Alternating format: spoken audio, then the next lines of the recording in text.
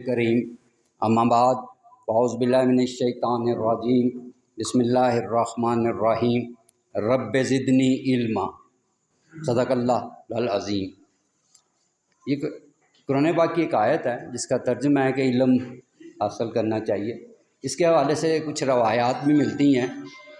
جن کو احادیث کا درجہ دیا جا چکا ہے کہ نمبر 1 کہ ماہد سے لے کے لاحد تک علم حاصل کریں۔ نمبر 2 جس کے بارے میں اعتراضات بھی ہیں کافی اہل علم کے کہ علم حاصل کرو خاص کے لیے تمہیں چین جانا پڑے۔ 2 باتیں ہیں، میں نے پہلے ایک آیت اس کے بعد 2 روایات مختصراً۔ اگر کتب احادیث کو کھنگالا جائے تو ایک لمبا ٹائم چاہیے اس کے اوپر بات کرنے کے لیے بھی، وہ اس وقت ٹاپک بنتا نہیں ہے۔ آپ آئے، آپ نے سی او ایچ کا مان سمان بڑھایا، سی او ایچ کے چیئرمین ڈاکٹر اشرف صاحب کا، جاوید عقیل صاحب کا، آپ پر عقیل جاوید صاحب کا آپ کا ٹرسٹ ڈیولپ ہوا کہ انہوں نے ایک آج ایسی محفل سجائی جس میں علم کے حوالے سے بہت ساری باتیں سننے کو ملیں گی، نالج ملے گا، پریکٹس کے تجربات جو ہیں جو مختلف موقعوں پہ لوگوں کو مشکلیں درپیش ہوتی ہیں اس کے حوالے سب کے حوالے سے آج بات ہوگی۔ تو آپ سب کا شکریہ، بہت دور دور علاقوں سے آپ تشریف لائے ہیں، وقت نکالا، اپنا پیسہ خرچ کیا، اور سب سے بڑھ کے یہ کہ علم حاصل کرنے کے لیے ہیں جس کی کوئی قیمت نہیں ہے۔ علم تو بہت سارے ہیں دنیا میں رائج ہیں، معالجہ میں سے ایک علم ہومیوپیتھی بھی ہے جس کا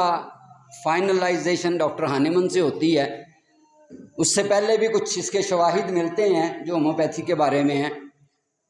انہوں نے ایک نظریے کو ایک فائنل کیا اور ہمارے سامنے آج ہم اس کے اوپر کام کر رہے ہیں۔ ہومیوپیتھی کے متعلق یہ بھی کہا جاتا ہے کہ یہ روح سے بات کرتی ہے، یہ جھوٹ بھی نہیں ہے، بشرطے کہ اس کے لیے آپ کے اندر اتنی ابیلٹی ہونی چاہیے کہ دوائی خود بولے کہ اس بندے کی یہ دوائی ہے، دوائی خود بولے، یہ نہیں کہ آپ سلیکٹ کریں۔ مختلف لوگوں کے تجربات ہیں، میرا بھی تھوڑا سا ہے بہت مختصر سا کہ کئی دفعہ ایسا اتفاق ہوا ہے کہ جب پرچی بنائی تو دوائی کچھ اور لکھی اس کے علامات کے مطابق جو اس نے بتائی، جو اس کے بعد اس کے سوال جواب سے اخذ کی گئی، مگر جب ڈسپینسری میں گئے تو وہ یکسر تبدیل کرنی پڑ گئی، بالکل الٹ ہو گیا۔ تو یہ بھی ایک گاڈ گفٹیڈ ہے، اس لیے کچھ لوگ کہتے ہیں کہ یہ روح سے بات کرتی ہے۔ اس کے لیے جب روح کی بات آتی ہے تو پھر پاکیزگی بھی آتی ہے، طہارت بھی آتی ہے، اور بھی بہت کچھ چیزیں آتی ہیں جس کے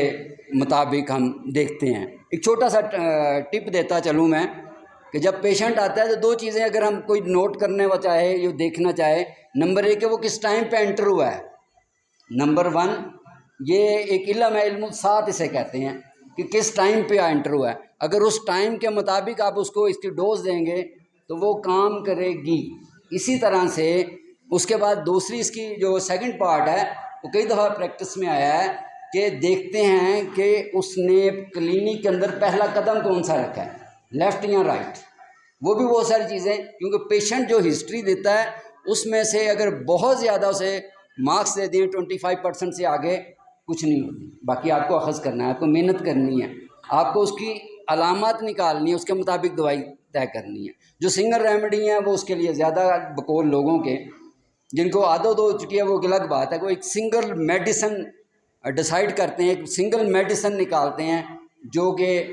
اس تمام معاملات کا، تمام علامات کا، تمام بیماریوں کا احاطہ کرتی ہے۔ کچھ 2 دے دیتے ہیں، کمبینیشن اس کے بعد آتے ہیں 3 اور 3 سے زیادہ وہ کمبینیشن ہے۔ 24 گھنٹے میں اگر آپ دوائی 1 دیتے ہیں، 24 آور کے بعد اس کی دوبارہ رپیٹ کرتے ہیں تو وہ سنگل ریمیڈی میں آئے گی۔ یہ ضرور ممکن ہے کہ ایک دوائی آپ نے صبح دی، ایک شام کو دی، دونوں علیحدہ ہیں تو جو ٹائم اس کا 24 آور ہی بنے گا، اس میں فرق نہیں آئے گا، ٹھیک ہے۔ اگر ہم اپنے پاکستان کی جو صورتحال چل رہی ہے اس میں دیکھیں تو ہمارے ہاں سورا کی بات میازم کے حوالے سے بہت زیادہ ہے، سلفر اس کی میڈیسن ہے، مگر یہ بھی ایک تجربہ ہوا ہے، مختلف ڈاکٹر سے ملا ہے کہ انہوں نے اپنے کولر میں صبح آتے ہی چند قطرے سلفر کے ڈال دیے، اس کے بعد وہ پیر بن گئے۔ لاہور میں ایک صاحب ہیں ملتان روڈ پہ، تو وہ یہ ان کی ایک ہی دعائی ہے